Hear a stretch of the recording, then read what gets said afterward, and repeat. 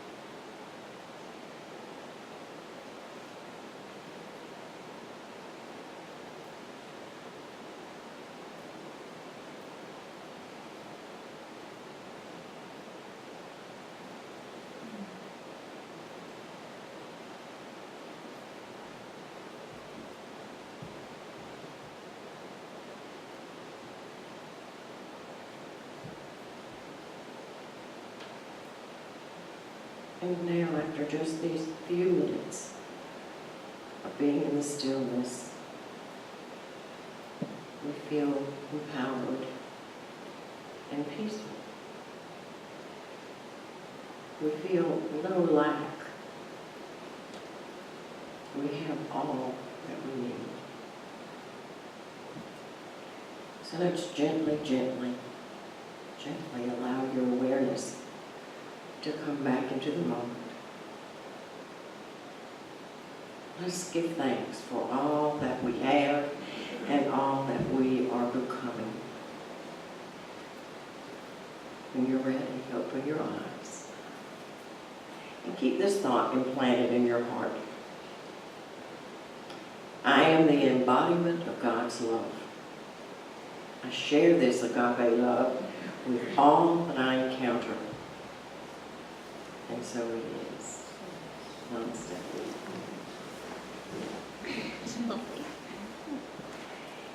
And so you've heard my topic this morning is the courage to imagine. Does it take bravery to be imaginative, to use your imagination? Napoleon Hill, who is of the Think and Grow Rich fame, once said that imagination is the most marvelous, miraculous, inconceivably powerful force that the world has ever known. Albert Einstein, who should know, said, imagination is more important than knowledge. If you've been involved in Unity Ministries for any time at all, then you're likely aware that each year a theme is selected to set an intention for that entire year and to act as a guide throughout the year for our personal growth. The theme is there to remind us who we want to be and where we want to go. It's also a way to join consciousness in a common goal. The Unity theme for 2018 is, guess what? Courage to imagine. When you hear the word imagine, what do you think of? What pops into your mind first? I say imagine to you. Are there any emotions that you automatically attach to that word? Or daydreaming, fantasizing, affirming, intentionalizing? Are those synonyms for imagining? Imagination is an innate and precious gift that we all as human beings are blessed with. We all know how to nurture and use this gift well, and we do it so well until about the age of 4 or 5. Then, wham, school. And the imagination has to be put on the shelf with many other things that fill a child's world of wonder. It's traded in for a new idea, a new focus, and that is pay attention. How can you pay attention if you are daydreaming?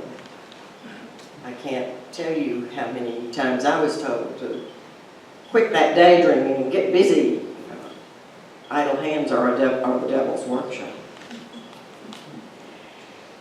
Do you remember the part that your imagination played in your daily life when you were younger, say at 5 or 6? There are some things that stick in my memory from that period. Prior to being indoctrinated into the little soldiers in a line way of life, the primary school years. I resisted with all my might. I hated school and all the conformity that it demanded. My imaginary life was being squelched, extinguished. The flame was dimming. I struggled to fan and keep it alive, but the powers beyond my control were strong. And I was but a little child. In my own small and inadequate way, I rebelled. I remember vividly my world of imagination as a little girl. I lived with one foot in the dreary reality of the everyday world and one foot in the exhilarating imagination of the world where all things were possible. Will you spend a couple of minutes with me and let's think about sharing those times when as innocent children we lived in a world with unlimited possibilities. Are there experiences that pop into your mind? And are you comfortable sharing those with us?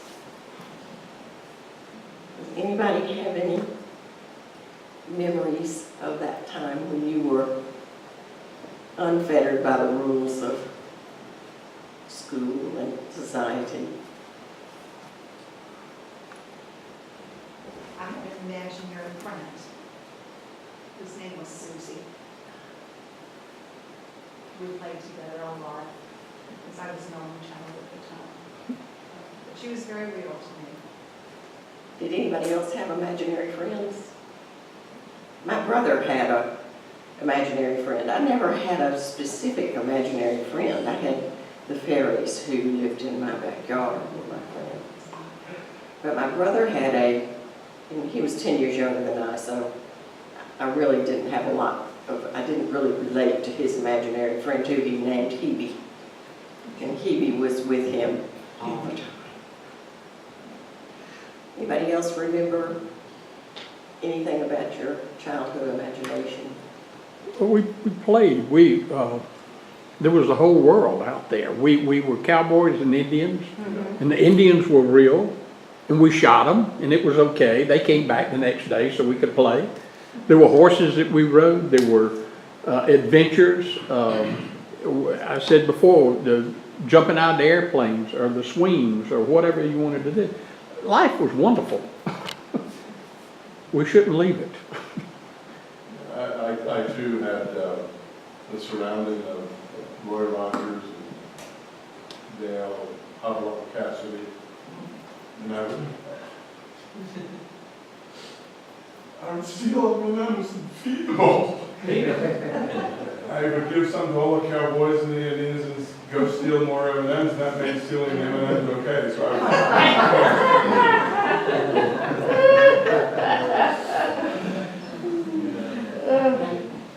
had a science lab that I built out in the alfalfa barn, and I stole my brother's science kit, and I was going to be a scientist.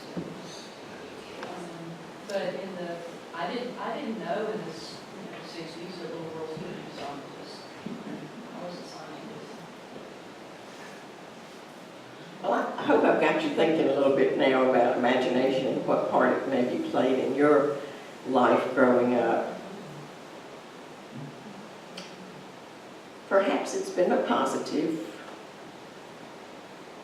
focus and force in your life, and perhaps not so much. Have you lost it along the way? Oh, yeah.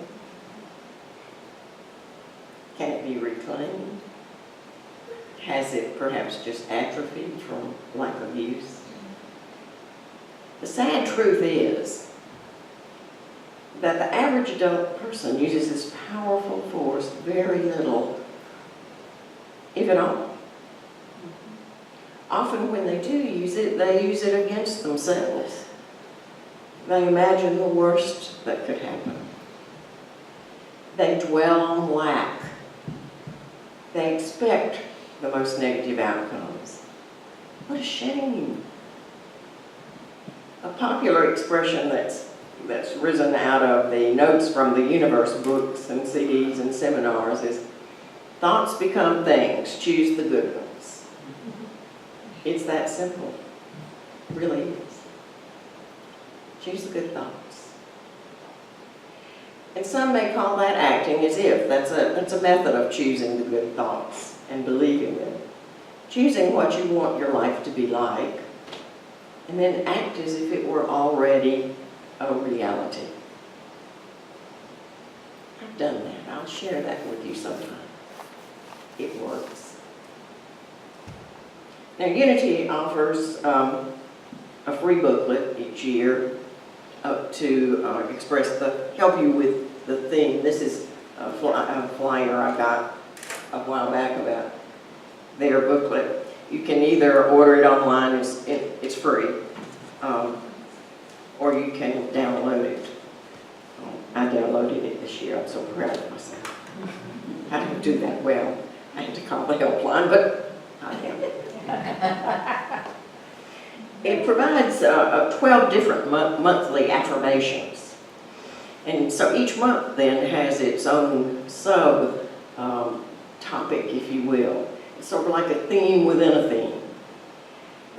These are the monthly topics that they have from January going forward. I'm love. Now, the way I read that is I put courage to imagine in front of that in front of the affirmation. Courage to imagine that I am love. I'm guided. Courage to imagine that I'm guided. I'm blessed. Courage to imagine I am blessed. I am inspired. Courage to imagine that I'm inspired. I'm confident. I'm creative. I'm healthy. I am the light. I'm prosperous. I am peace. I am grateful. And finally, I am joy. Each little chapter, each of the 12 chapters has some writings by different authors of unity, and they also will have an inspirational prayer or a poem, and always an excerpt of the daily word from the archives. There was one from written by Charles Fillmore from the original, the first issue of the daily word. So it's an interesting guide. If you don't do anything else but stand in front of your bathroom mirror when you get up in the morning and simply use these affirmations, look in your eyes in that mirror and say, I'm confident, I'm prosperous. Whatever the affirmation for that month might be, or whenever you choose to use it. That's a way to make it become real. I put a list of, this is the list of the Unity's 5 principles. And one came by earlier this week and I was putting it up there and Garnet said, you know that list is for children. And I said, oh yes, I know. It suits my level of understanding quite well. But as you think about the courage to imagine, how does that mesh with any or all of these principles, or does it in your eyes? Which one? God is good and active in everything, everywhere. I am naturally good because God's divinity is in me and in everyone. I create my experiences by what I choose to think and what I feel and believe through affirmation, or through affirmative prayer and meditation. I connect with God and bring out the good in my life. I do and give my best by living the truth. The truth I know, I make a difference. Now that may be written for children, but it sure does resonate with me. So maybe all this thinking about my early days of imagination has brought me back to a childhood place. That's a good thing. Do you see any one or two, or does this theme fit with what Unity calls its 5 basic principles? I see some heads nodding. It seems to me that I create my experiences by what I choose to think and what I feel and believe is probably the very core of this this theme, this affirmation.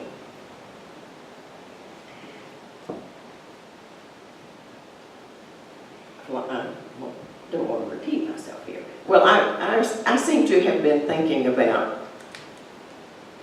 imagination for a while now, not consciously maybe, but I was trying to clean out my end basket on the desk a few days back, and I found one of my columns from our little weekly newspaper here, and it's bound to have been a couple of months ago, but I don't get to put the title on it. The editor reads it and then titles it however he thinks appropriate. This one was, he titled, Creating The Perfect Life of Your Imagination. I thought, did I write that? But yes, I did. I'm just going to share a little bit of it with you. Do you ever feel dissatisfied with the pace you were living? It started out by talking a lot about the very hectic, heavy scheduling that seems to be rampant in society today, even popular, even a sign of achievement if your calendar's full. But anyway, do you ever feel dissatisfied with the pace you are held captive by? I found myself in just such a place some years ago. I had a job to which I was tied by virtue of what was often referred to as the velvet handcuffs. Good benefits. Now, pay was lousy. The environment was attractive but not nurturing. But it had damn good insurance and a matching 401k. So in order to keep my sanity, I would take time to imagine what my life would look like if it were perfect. Calling in the imagination muscle. If I were out of the rat in the maze race, I knew that important things were being left out of my life and it was uncomfortable. I would take a little time each day and write down those things that would pop up when I pondered the perfect life. I wouldn't analyze, criticize, or edit. Whatever came up first was put on paper. I'd save those slips of paper and occasionally pull them out and review them. It soon became apparent that the same desires flowed from my pen each time I wrote. I was writing from my heart. They were honest. They were the honest needs of my true self. The true self is where the imagination resides. It can't live in cahoots with the ego.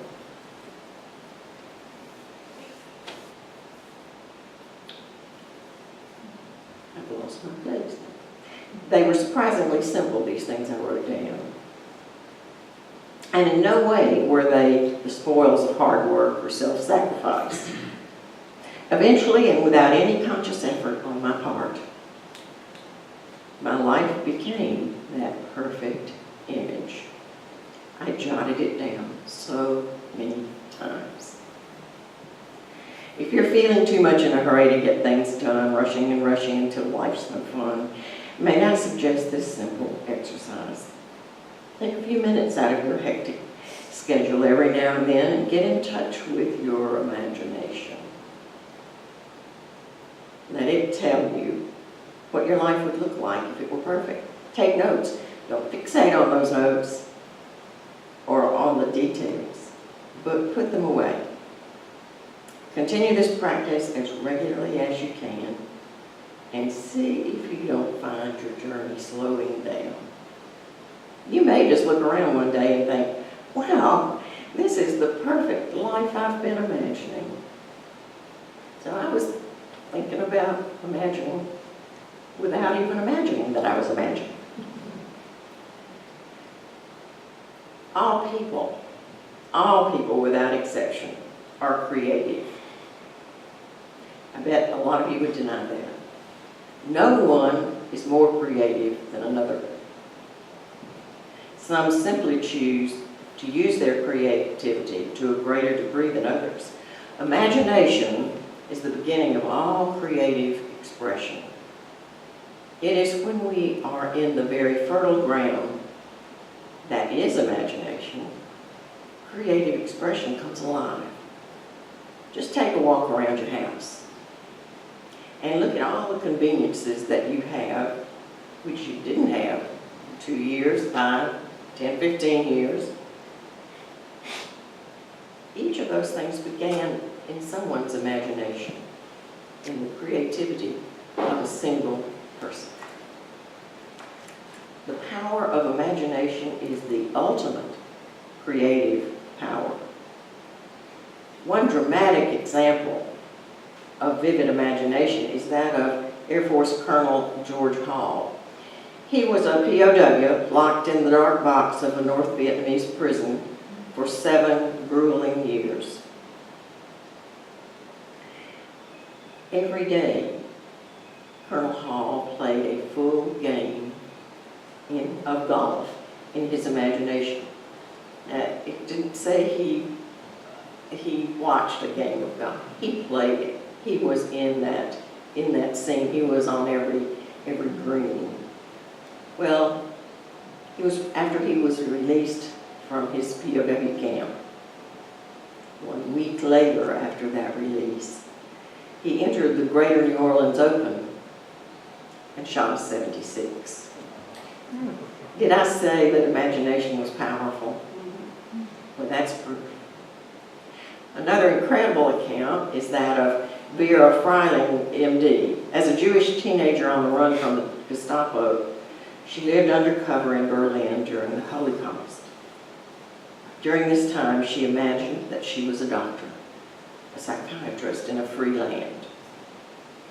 Overcoming the Nazis, Soviet army, and a bout with cancer, Freiling ended up on the faculty of the San Francisco Medical School. Imagination, she said, can help one transcend the insults life has dealt us. The real key to turning imagination into reality is acting as if, as I said before. You act as if the imagined scene were real and already accomplished. Now, this is important. The real key to turning imagination into reality is acting as if the imagined scene were real and already accomplished. Instead of pretending it is a scene from the future, imagine it as though you are truly experiencing it in the present. It is a real event in the now. The great masters of antiquity have told us through the ages that whatever you believe, you become.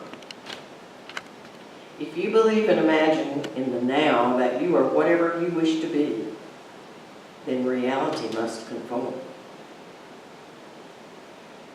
Before we close, I want to share with you a sampling from the Unity booklet, Courage to Imagine. And this was actually, I think, in the section of I'm Inspired. It doesn't matter, it could be in any of the sections, it would be perfect. And it's a little metaphor that was popularized by Jacob Needleman in his book, Lost Christianity. And it's been retold many times over by others. It's titled Acornology. And it goes like this. Once upon a time, in a land not so far away, there was a kingdom of acorns nestled at the foot of a grand old oak tree. Since the citizens of this kingdom were modern, fully westernized acorns, they went about their life with a purposeful energy. And since they were midlife baby boomer acorns, they engaged in a lot of self-help courses. There were seminars called Getting All You Can Out of Your Shell, and Who Would You Be Without Your Nutty Story? There were woundedness and recovery groups for acorns who had been bruised in their fall from the tree. There were spas for oiling and polishing those shells, and various acornopathic therapies to enhance longevity and well-being. Now one day in the midst of this kingdom, there suddenly appeared a naughty little stranger, apparently dropped out of the blue by a passing bird. He was catless and dirty, making an immediate negative impression on his fellow acorns, and to make matters worse, crouched beneath the mighty oak, he stammered out a wild tale. Pointing up to the tree, he said, "We are that." Delusional thinking, obviously, the other acorns concluded. They continued to engage him in conversation. So tell us, how do we become that tree? Well, he said, pointing downward, it's something to do with going into the ground and cracking open the shell. Insane, they respond. Totally morbid. Why then, we wouldn't be acorns anymore. We are that. The idea that we are that, the divine in expression, we are that divine in expression, is central to Unity teachings. We're not broken, but blessed. Our thoughts, words, and actions are creative. When we can crack open and go into the ground of our being, a world of growth and possibility opens before us. And so it is. Let's spend some time now in contemplation of the ideas we've shared together on this blessed morning. Here in the beauty that surrounds us, let us rejoice in the rushing waters that fill the stream beside us and sing a song of their journey to the destination that calls them to the sea. As we find peace in their constant presence, let us surrender to the moment. We are thankful for all that supports us, all that inspires us, all that calls us to be of service. Let us recall the discussions which have filled this room today. Give us clarity about those words which may have sparked us to want more, to go deeper.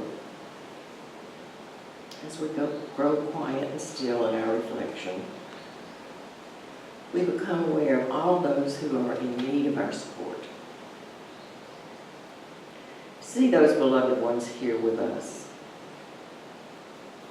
Hold them in love and tenderness, offering healing for whatever may be needed.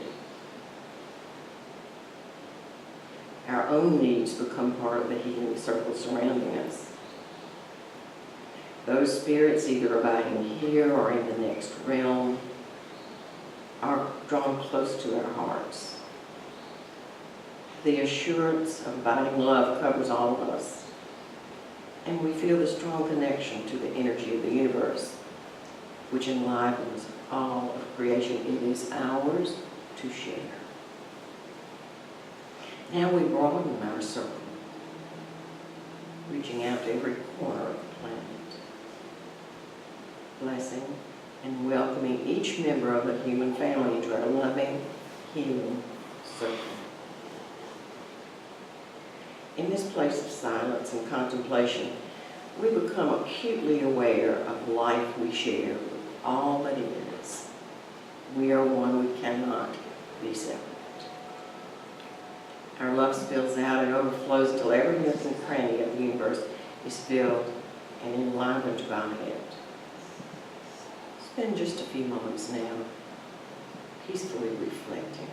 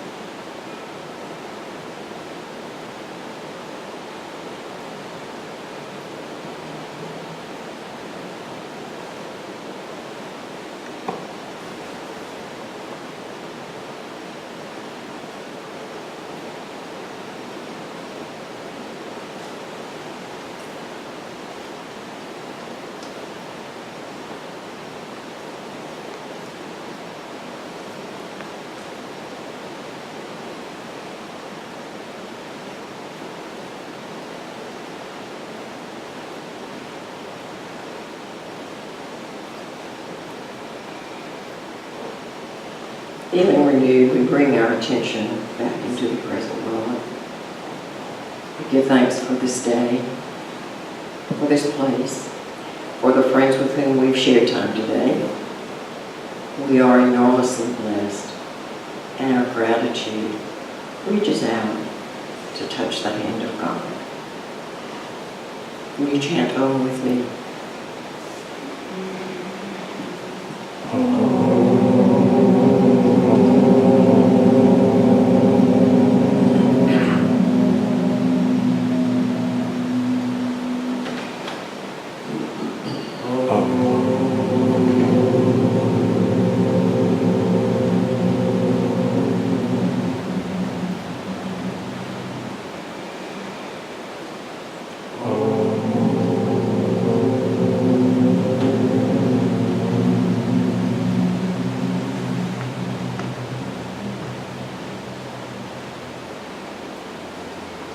Shanti, Shanti, Shanti.